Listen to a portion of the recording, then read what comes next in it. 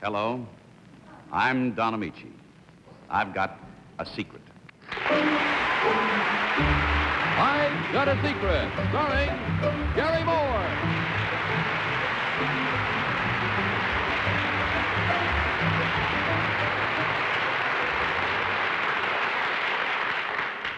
Thank you. That was very kind of you. I hope we'll deserve it, and I think we will, I hope.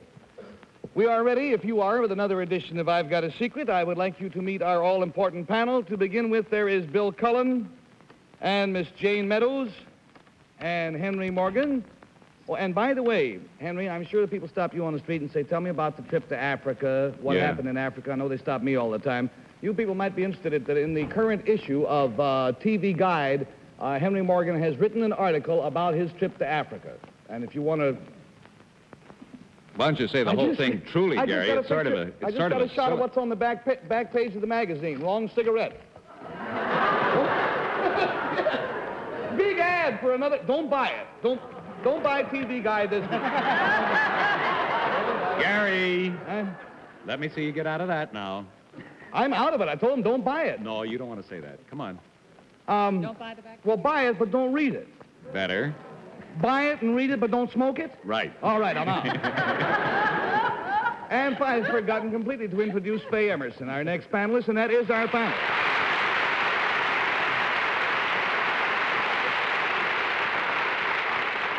And with the formalities over, let's introduce our first contestant. Will you come in, please, sir?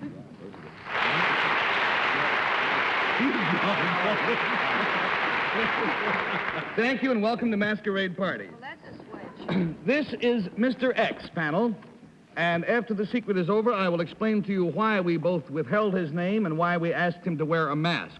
Now, Mr. X, if you whisper your secret to me, the folks at home would like to know what it is.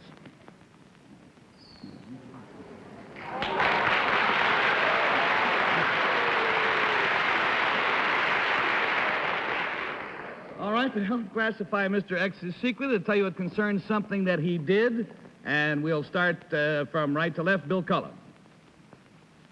Is this something you did to Tonto? No.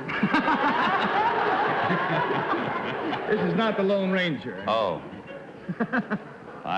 Well, there you are. Did you do this thing more than once, sir or ma'am, as the case may be? No. Did you do... Let me say this, that the... yes, you did it more than once. Yes, He did right, do it I'm more than sorry. once, yes. Did you do something that has been done by a lot of people before you did this thing? Not to my knowledge.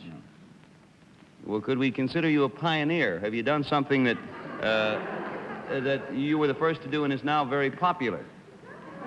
Well, at least the first that I think was generally known. He was probably the first to do it, and I don't think it's ever going to become very popular. Do you still do this that you were the first to do? No. Is it because it's too dangerous? In a sense, yes. But not physically dangerous. Leave us not mislead you. $20 down and $60 to go, and we go to Jane. Are there people involved in your secret, Mr. X? Yes. Did what you did involve these people in some way? Yes. Were you conducting some kind of an experiment that might benefit mankind? No.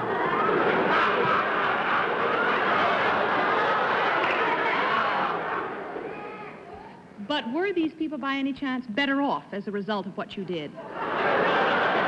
No. No? I would say not. Yeah, I would say they were not better off. Are you involved or were you involved in some kind of undercover work?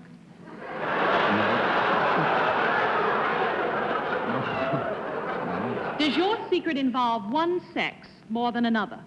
No. It involves both equally? Yes. Both Is there sexes equally. something romantic about your secret? Yes. Yes, I think so. $40 down and $40 to go, and we pass along to Henry Morgan, please. Good evening. Pardon. You said that what you did didn't do anybody any good, and Jane just asked you, was it a romantic thing, and you said yes.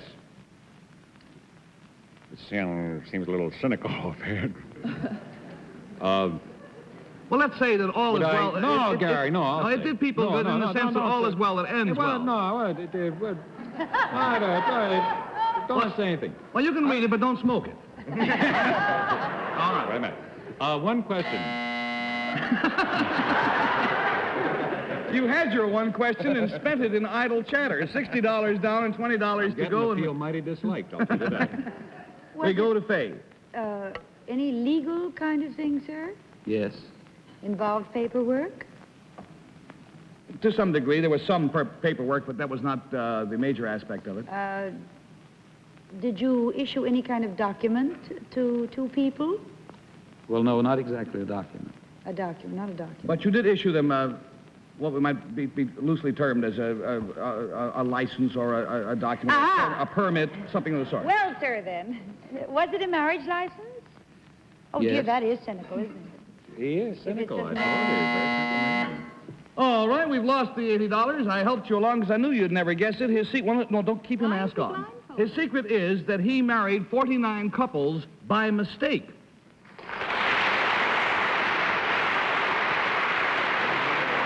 Henry? He married him by mistake only to discover later that the marriages were illegal. Now, how did this happen, Mr. X?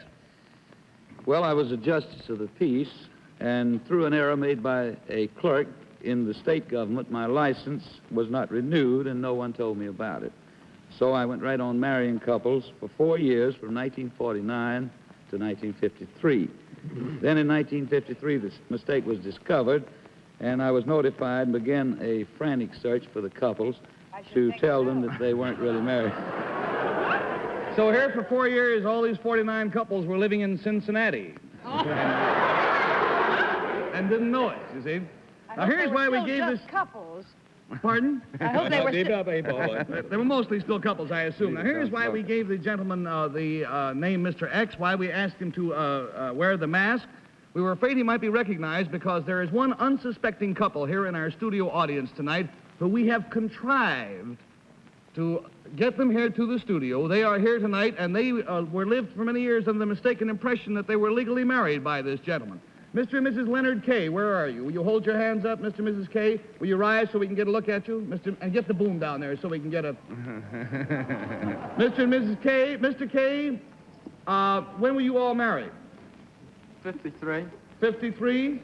Have you any children, sir? No, we don't. Isn't that fortunate? Well, as a matter of fact, you need not worry about it. I want to see if you recognize this gentleman. When you take your mask off... No, I don't think I'd recognize him. Well, this is Mr. Louis Heilbronner. He was the justice of the peace who married you, or thought he was marrying you, in a store in Tarboro, North Carolina, right? Right. On September the 10th, 1953, right? Right. Well, I want to tell you, you don't have to worry, because in February of last year, the North Carolina State Legislature found out about this. They passed a law which validated all of those 49 marriages. Good. Congratulations.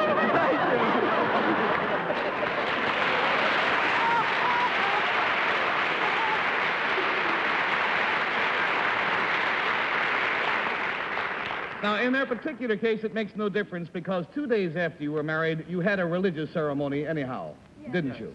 So it has been legal. You were only 2 days... Don't say anything, Henry. And as long as you got your notification the first time tonight that you are officially married, we want you and Mrs. K to have a celebration. If you will come backstage after the show, I have 2 tickets for you and for your husband for the new Broadway musical, which is coming in, Little Abner. And we also are going to make it possible for you to have a large night out to celebrate your final wedding of 4 years later. Congratulations. Come backstage after the show.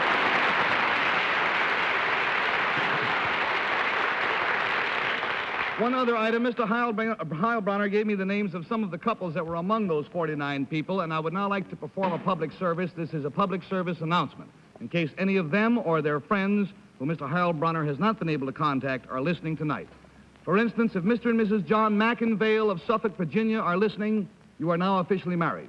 Mr. and Mrs. Herbert Russo of Griffin, Georgia, congratulations to you.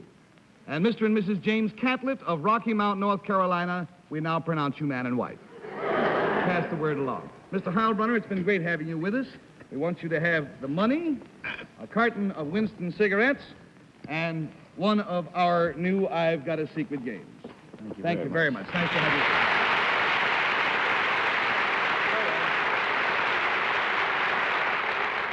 By the way, we've had quite a few letters in here asking us just how the I've Got a Secret game works.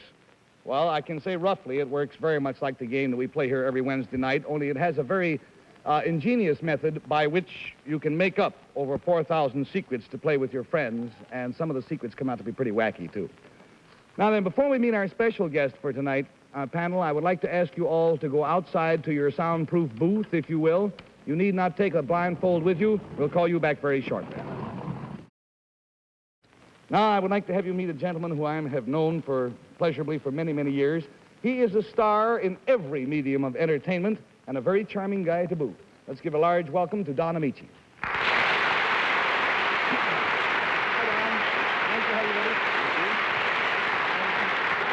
Thank you, Archel. How are the wife and all the several children? Everyone very well, thank you, Gary. All yours?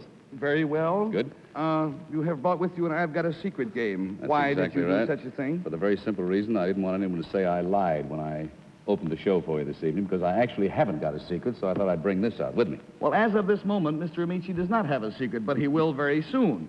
We are going to use this game to make up a secret for Don. Now, here's how it works. Well, I can't tell you how it works. It's very, there's a lot of stuff in here. But basically tonight, here, can we take a close-up of the box, Paul? Fine, thank you. This is the inside of the game. It's got all kind of gizmos in it, dials and things. But for the purposes of tonight, we're going to concentrate on these 4 packs of cards. Each one is labeled I've Got a Secret. Now, we'll take the first pile out, the I've pile. And, Don, I will ask you to pick out any one of these cards and read what it says. I'm a bald-headed. I'm a bald-headed? I'm a bald-headed. All right. Now we'll take a pack out of the got pile. Pick one out of here and read it. Anyone at all. I'm a bald-headed. Garbage man. I'm a bald-headed garbage man. Aren't you glad you came? Now then, I wonder whether or not I'm getting enough money for this. Bald-headed garbage man. And out of the third pile. Who stands on his head. I'm a bald-headed garbage man who stands on his head. And the final part of the secret. While taking a shower. So your secret then from the panel is, in toto, I'm a bald-headed garbage man who stands on his head while taking a shower. bring the panel back in, please, if you will. Panel, are you here? All right, Mr. Ameche has a secret, panel. It's going to be difficult to come up with a clue on this. Gene. Hi. This secret concerns something that he is, something he does, and a place where he does it. So we finished with Fay. We'll go back to Bill Cullen, please. Something he is, something he does, and a place where he does it. I pass. On which part? You take the is, I'll take the does, and Henry can have the where he does it. Yeah, but that leaves Fay with... Fay will guess the answer. No, sir. All right, I'll take the is. That's a good idea. All right, Dawn. How's Jim? Fine. Good. Now then, this thing that you are, think is it a title of something, of some kind, Don? A title? Yeah. No, I would say no. No, not a title in the sense No. of count, duke, champ, or whatever. Is it a job? I mean, it's something that you do for a living, or could be considered to do for a living. Well, I guess in a broad sense you could say yes. I don't know whether you'd call it a living, but... Now, the whole secret, I wouldn't think it'd be much fun living that way. Yeah, his secret concerns an occupation. This occupation is the kind of an occupation that you are normally paid for? not normally paid for, but I would say tonight, yes. People who do it normally are paid for it. Yes. Oh, All gee, right, thanks there's a lot. $20 down and $60 to go, and we go to Jane. It is.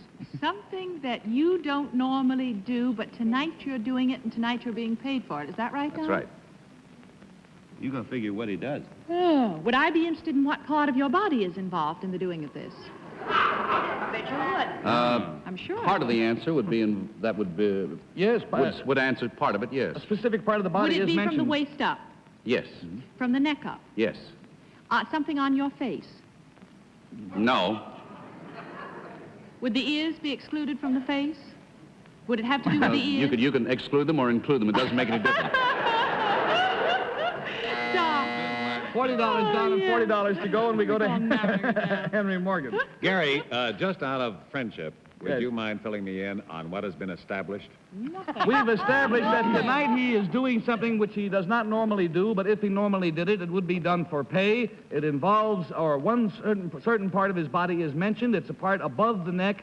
It is not his face. It is not his ears. His ears aren't part of his face either. Well, that used up my time, didn't it? You're a rat, Henry Morgan. You're a rat. All right, $60 down, and we go Does to it pay. have anything to do with your hair, Don? Part of the answer has something to do with my hair, yes. Are you wearing something on your hair that you wouldn't ordinarily be wearing on your hair? Not to my knowledge. Oh, you mean in the, I thought perhaps you'd joined one of those exclusive clubs, you know, gentlemen who...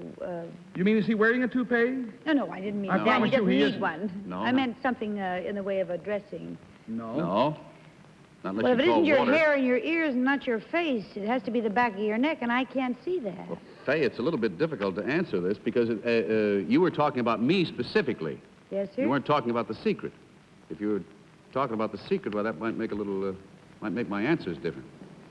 Just a minute here. There's $80 down. A carton of Winston cigarettes. Our thanks to you, Don. Will you tell the panel, please, what your secret is? Yes, my secret is I'm a bald-headed garbage man who stands on his head while taking a shower. Thanks a million, Good night, Don. Gary. All right.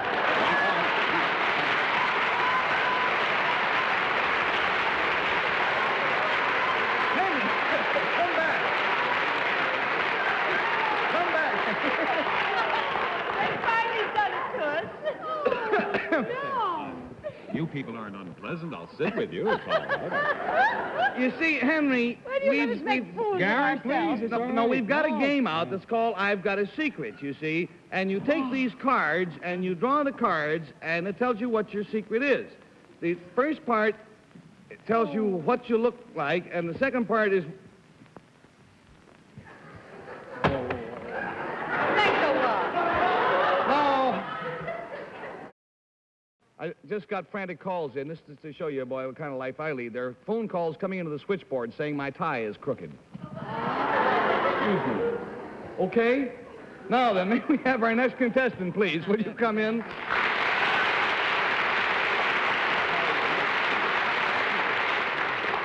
Will you tell the panel, please, what your name is and where you're from?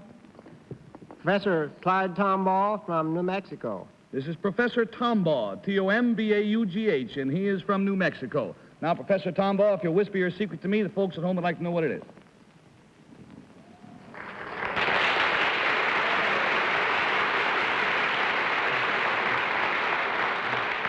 All right, this concerns something that he did, and again, we'll go back to Bill Cullen. Bill? Go on, sure. He's a bald-headed garbage man. Are you a bald-headed garbage man who stands on your head? Are you one of the professors under whom I studied English? No? Oh. Would it help me, Professor, to know what you teach? Probably. Probably, yes. Do you teach one of the arts? No? Science? Yes. Have to do with physics? I mean, is it physics? Let's put it that way. No, it is not physics as a straight course. No. Chemistry? No? Mathematics? No? What other kind of science? Biology? No? Botany? No? Sociology? What? No? Economics? No? What happened to me?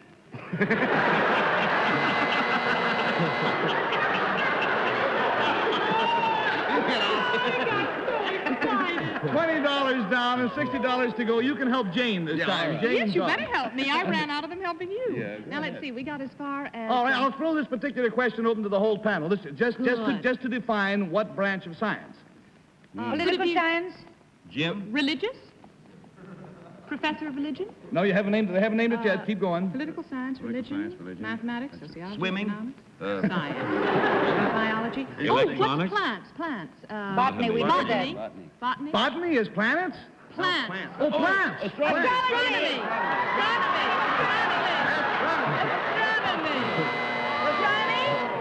You said planets, and I thought No, I it said plants. Astronomy? You said said plants. plant. It is astronomy, but it took us so long to get that, we haven't time for the rest of the game. Will you tell them what your secret is, sir? I discovered the planet Pluto in 1930.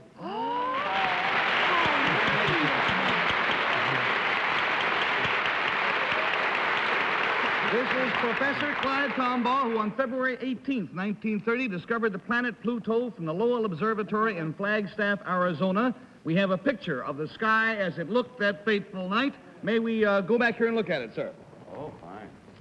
I remember it. Yes. Here is a picture of the sky as it looked that night.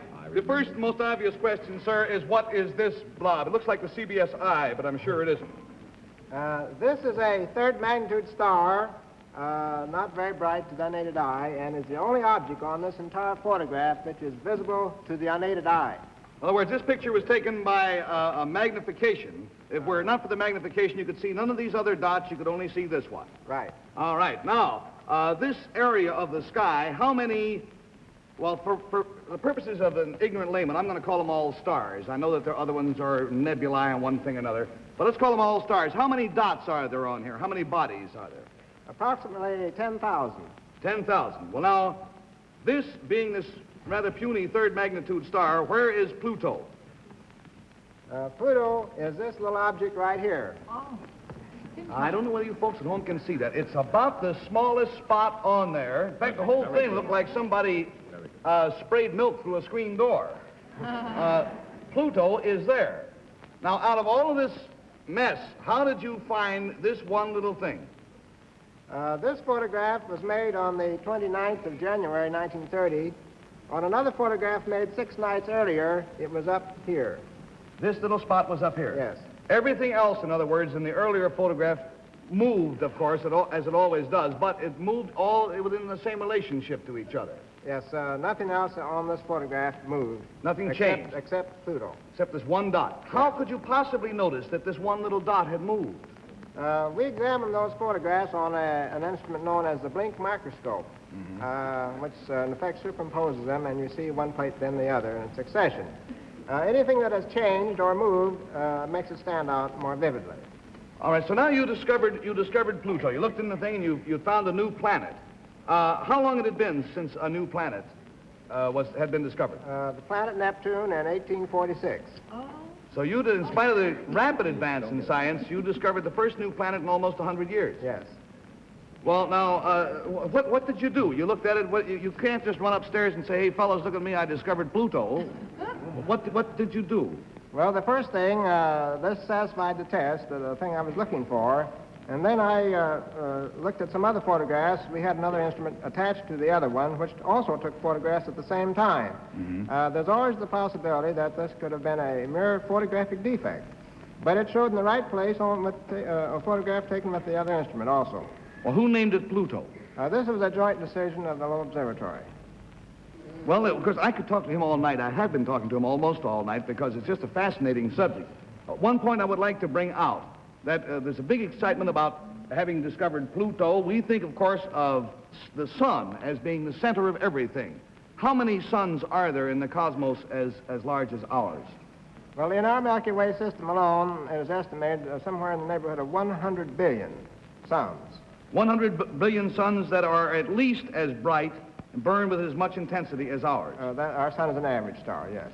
So really, our sun is a fairly puny thing as the whole universe goes. Yes. Isn't it then pretty presumptuous of us to assume that we are the only planet that has human life on it? Yes, I'd say quite so. Very likely there are hundreds of millions of other planets here and there in the Milky Way which have life on. Oh, boy. I tell you, the more you think about this, the more puny you feel. Professor Tombaugh, it's been a great joy having you with us tonight. If you'll step over here, I have the money that you have won. I have a carton of Winston cigarettes and a reservation on the first plane to the moon. Thank you very much for being with us. Thank you.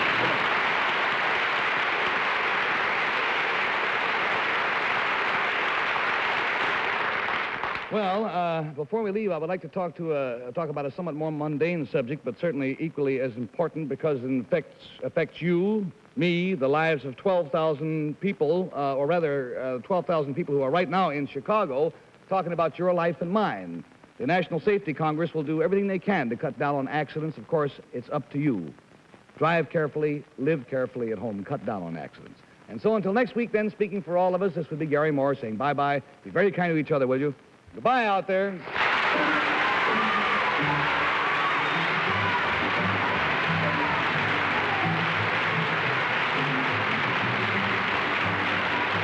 Travel arrangements for I've Got a Secret are made through United Airlines. United Airlines flies our contestants with red carpet service in DC-7 mainline. This has been a Mark Goodson, Bill Todman production. Miss Meadows down by Morlove. This is John Cannon speaking.